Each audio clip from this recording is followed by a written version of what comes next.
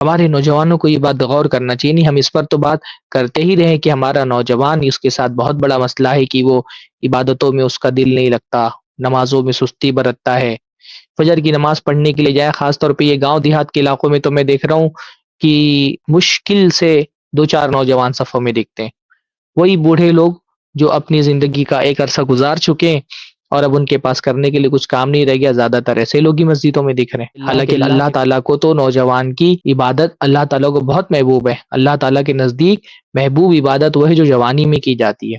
تو یہ تو ایک مسئلہ ہی ہے کہ دین سے دوری کے نتیجے میں ہمارے نوجوان عبادات سے دور ہیں، لیکن عبادات کے ساتھ ساتھ ہماری بے دینی کا ایک ثبوت ہماری بد اخلاقی بھی ہے۔ ہمارے نوجوان بد اخلاق ہیں، اخلاقی برائیوں میں ملوث ہیں، اور اخلاق کی کون سی ایسی برائی ہے جس میں ملوث نہیں ہے؟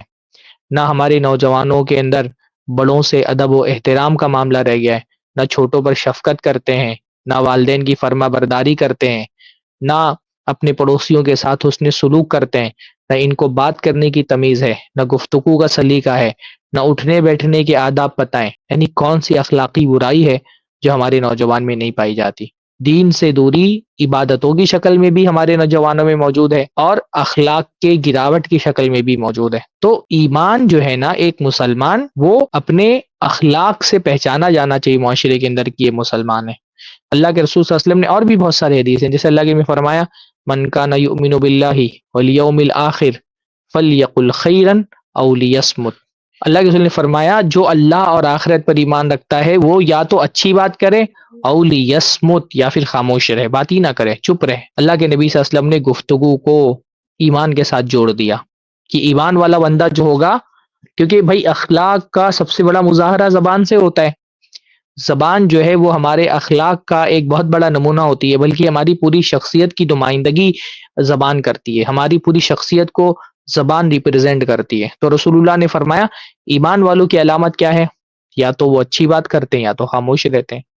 اللہ کے نبی نے فرمایا من کان یؤمن باللہ والیوم الاخر فلا یؤذی جارہ، جو اللہ اور آخرت پر ایمان رکھتا ہے وہ اپنے پڑوسی کو نہ ستائے۔ یعنی پڑوسی کے ساتھ حسن سلوک یہ آپ کے ایمان کا تقاضا ہے کہ اگر واقعتاً دل میں ایمان ہے تو پڑوسی کے ساتھ حسن سلوک کرو۔ بلکہ اللہ کے نبی نے ایسے آدمی کی ایمان کی نفی کی، اللہ نے فرمایا ما آمن بی، وہ آدمی مجھ پر ایمان نہیں لے کر کے آیا، من بات شبعان، جو پیٹ بھر کر کے رات گزار لے اور اس کا پڑوسی بغل میں بھوکا سویا ہوا ہے، اس کو پتہ ہے اور اس نے اپنے پڑوسی تک کے گھر کا کھانا نہیں پہنچایا، اس کو اپنے پڑوسی کی بھوک کی فکر نہیں ہے، رسول اللہ نے فرمایا یہ مجھ پر ایمان نہیں لے کر کے آیا۔ دیکھیے اللہ کے نبی نے ڈائریکٹ ایمان کو اخلاق سے جوڑا ہے۔ اللہ کے رسول صلی اللہ علیہ وسلم نے حدیث میں فرمایا من کان یؤمن باللہ والیوم الاخر فلیکرم ضیفہ، جو اللہ اور آخرت کے دن پر ایمان رکھتا ہے وہ اپنے مہمان کی میزبانی کرے۔ اللہ کے رسول صلی اللہ علیہ وسلم نے مہمان کے ساتھ حسن سلوک کو ایمان سے جوڑ دیا ہے کہ اگر دل میں ایمان سچا ہوگا تو میزبانی میں بھی وہ ایمان دکھائی دے گا۔ کیا اپنے مہمان کے ساتھ آپ کا سلوک کیسا ہے، اس میں بھی آپ کا ایمان دکھنا چاہیے۔